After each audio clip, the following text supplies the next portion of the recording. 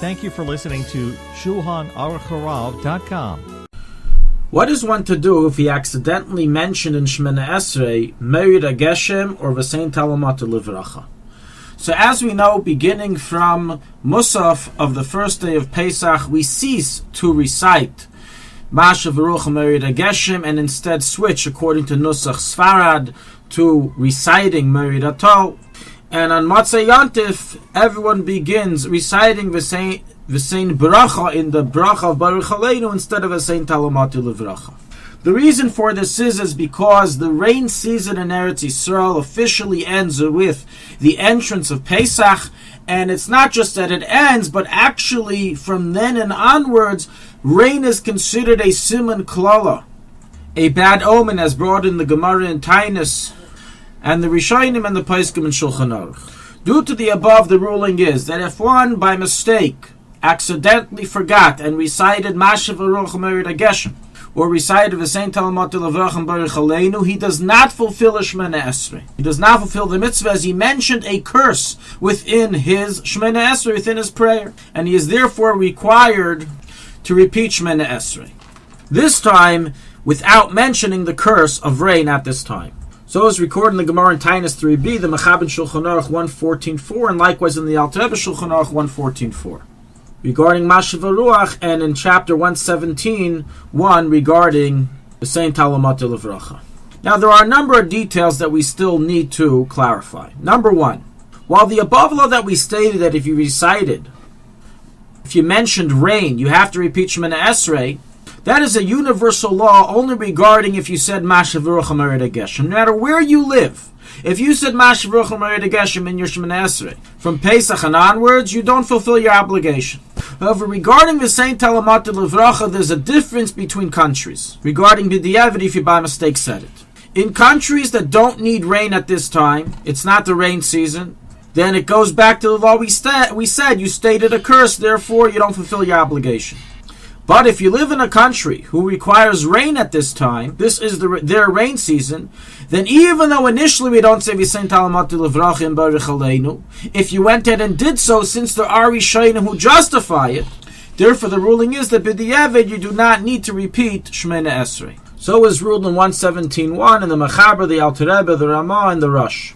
Nonetheless, as the Alter Rebbe concludes that even in such a case, if one chooses, he may repeat Shemana Esrei as a Tfilas Nadav, and so concludes the Mechaber there. So to summarize, if he accidentally said Mashav Baruch Morid Hageshem, in all places of the world you didn't fulfill your Shemana Esrei. If you accidentally said Visein Tal Umatar Livracha, then you didn't fulfill your Shemana Esrei, and you have to repeat it unless you live in a country that needs rain at this time. This is their rain season, in which case you fulfill your obligation b'diavad, although you may choose to daven again as a Tfilas Nadava without saying Visein Tal Umatar Livracha. Now, all the above is discussing the situation that you already completed Shemana Esrei and then remembered, oh my gosh, I forgot to omit Visein Tal Umatar Livracha, forgot to omit Mashav Ruach. What if you remembered in middle of Shemana Esrei?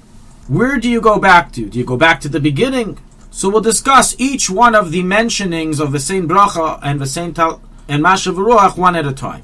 Regarding Mashav Ruach, if you said Mashav Baruch Morid Hageshem, if you remembered prior to concluding the bracha of Mechaya HaMesim, you didn't yet say Hashem's name, Baruch to Hashem Mechaya HaMesim, then you have to go back to the words Ata Gibor.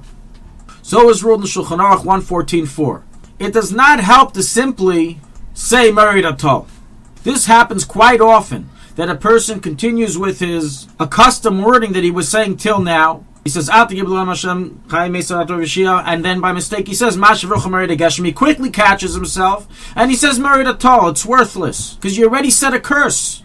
To fix it, rule the poskim, you must go back to Ata Gibor, repeat from the beginning of the bracha, without mentioning Mashav Ruach. If you already completed the blessing of Mechaya HaMesim, then you must repeat from the beginning of Shemana Esrei, as the first three brachas are considered one long blessing, and it's considered that the entire first three brachas were said improperly and are invalidated, so you have to return to the beginning no matter where you remember.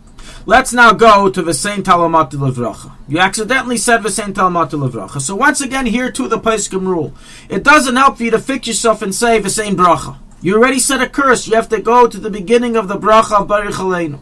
If you already finished the bracha of Baruch Aleinu, no matter where you remember Shemoneh Esrei, you still go back to the beginning of Baruch Aleinu. If you already took 3 steps back where you finished the second Yirul Atzayin, then it's as if you finish Shemoneh Esrei and you have to start once again from the beginning of Shemoneh Esrei in lands that don't need rain at this time, as we already mentioned. One last point. What do you do if you're not sure? You don't remember. Did you say Visein Tal Umatar? Did you omit it? Did you say Mashav Ruach? Did you omit it? So the ruling here is in the Paiskim that you have 30 days, the first 30 days in which one began omitting Visein Tal Umatar Livracha, began omitting Mashav Morid Hageshem. If you're in doubt, we assume you followed your normal custom of speech, which is to say it, and therefore you're not Yitzeh Shemoneh Esrei. But once 30 days have passed, meaning from Tez Zayin Iyar and onwards, we assume you said the correct nusach of omitting it in a case of doubt.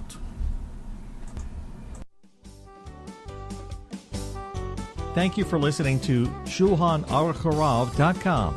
Our free services of making Torah knowledge available to the public depends on donors like you. Please help us continue our work through making even a small contribution at Shulchanaruchharav.com under the Daily Halacha Dedication section or in the subscription page. Also, check out our online courses and many sefarim available for purchase that will both enhance your Torah knowledge and help support our work.